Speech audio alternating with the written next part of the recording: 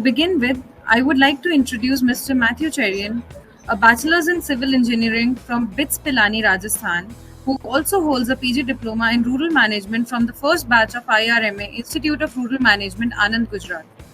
Currently serves as a member of the NGO Task Force of Niti Aayog, member of Grants Approval Committee for the Ministry of Social Justice and Empowerment. Sir retired as Chief Executive of Helpage India based in Delhi, India after 20 years and now serves on the international boards of Helpage International, Care India, Sight Savers and GuideStar International, and also is the Global Ambassador for Helpage International and Chair for Care India. We welcome you to the Changemaker20 Summit, sir. Thank you to the organizers of the Changemakers 20, and also I'd like to thank them for inviting me to speak on this occasion on economic inclusion and poverty alleviation. It's an area which I have worked for the last 40 years in various parts of India, in mostly Madhya Pradesh, Maharashtra, Chhattisgarh, and later on in northern India, in Uttarakhand and Himachal Pradesh. So there is a growing concern in the world that poverty is increasing, and we do not have an answer to many problems. But I would tell you at the moment, I would like to voice the same concern that Mahatma Gandhi had embraced, which said there is enough in this world for everybody's need, but there is not enough for everybody's greed.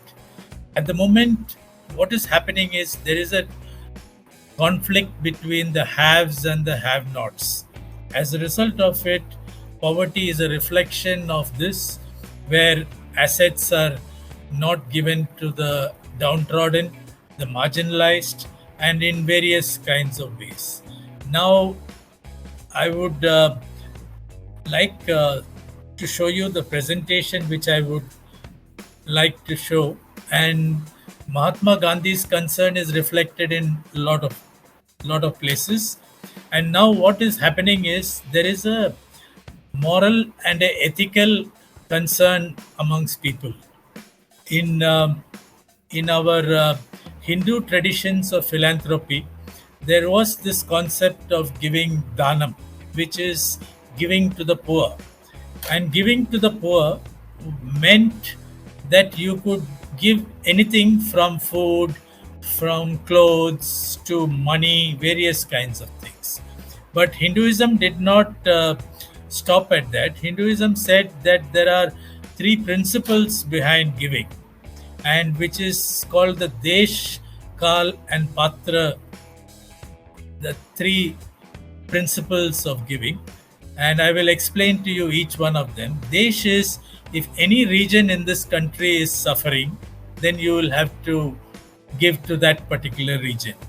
And Kal is, any human being goes through good times and bad times, and especially the poor are going through bad times. So we would say that the Kal is bad, so it is our moral duty to support them in their efforts. And Patra is, you should only give to those people who deserve this charity or this giving. And it should not be just sprinkling of alms or wasteful kind of methods of giving. And this comes down to the principle of accountability, that when you give charity or you give any welfare, you will have to do it in an accountable fashion. And so this is the welfare form which most of NGOs are using in poverty alleviation. But we have found that welfare alone is not creating any kind of impact. And then we come to this whole principle of what is known as the principle of development or the principle of empowerment. There are NGOs which believe in the principle of empowerment, and this is, you create either self-help groups, or you create community organizations, or you create village level organizations where they are taught to empower themselves and work for their own development needs. So, this is another way of solving poverty. And we have seen that this is, and they work in four primary areas. They work in education, they work in health, they work in livelihoods, and many of them also work for social justice. And we did a survey in when India completed 75 years of independence, and we found that the 3.1 million NGOs employ about 18.6 million people and contribute about 2% of the GDP of this country, which is close to about 365 billion rupees. And we also contribute in terms of employing 9 million workers, and 9 million are volunteers. This comes to the voluntary spirit in this country, which is called Shramdan, and it can also reflect as the seva culture which is there in India. Unless we do seva, all of us do seva, it will not be able to, we will not be able to solve the poverty. So it includes the whole spirit of seva has to be imbibed in all of us if we have to create economic inclusion and poverty alleviation. So it now the study also said that NGOs were very good on innovation. We created the Asha worker in projects like Jamkhed and Pachod in Maharashtra, and this Asha worker scheme was taken over by the government. So we have now millions of Asha workers in our public health program. We also have created other innovations in watershed. In Rajendra Singh in Alwar has created rivers where no rivers used to flow. We have created watersheds. We have made dry rivers run. We have also created immunization protocols. We have also worked in night school and other areas where education have gone into many critical areas, remote areas, etc. And these have been the work of NGOs. When it comes to livelihoods, most of the self-help groups have been created by the NGOs, and today there are almost close to 20 million self-help groups across the country doing very good livelihoods work, which is the succor of many poor. So people are, instead of giving them fish, they have learned how to fish and how to do skill development and market their own products. So there are three pillars which I would like to uh, inform the audience. How do we involve future youth in this program? The first and foremost principle is to teach them young. When I was studying in Pilani, I involved myself in the NSS, which worked in the deserts around Pilani, and that is how I got influenced to work in rural development.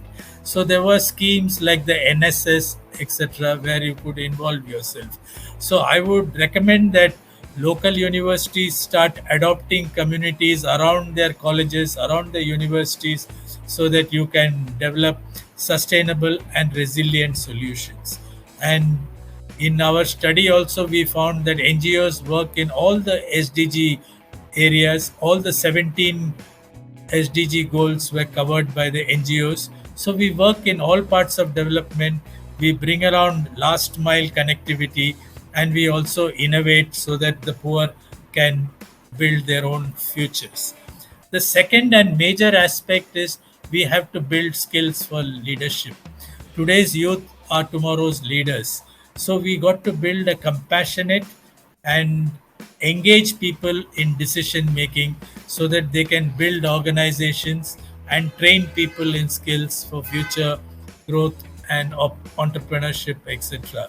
So unless we are able to do that, we will not be able to solve our poverty.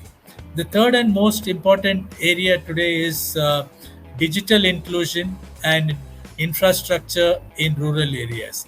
Though we work in many remote areas, the last mile connectivity, especially when it comes to digital transformation, is very poor. So we need to include communities and especially the poor in the digital transformation which is going on. and India should include older people. It should also include women. It should include other people who are out of this whole digital revolution which is going on. Many of us in urban areas have seen the benefits. We should allow them to also get into these areas. So, last but not least, I would like to say that unless we develop these kind of areas, build skills for leadership, teach the youth in the early stages, and work towards digital transformation and accessibility, we will not be able to solve the poverty in India. So I would go back to Gandhi and said, you begin and be part of the change that you want to be. And unless you can be part of the change, you will not be able to develop India or the poor in other countries in a better way and better fashion. Thank you. Thank you for your attention.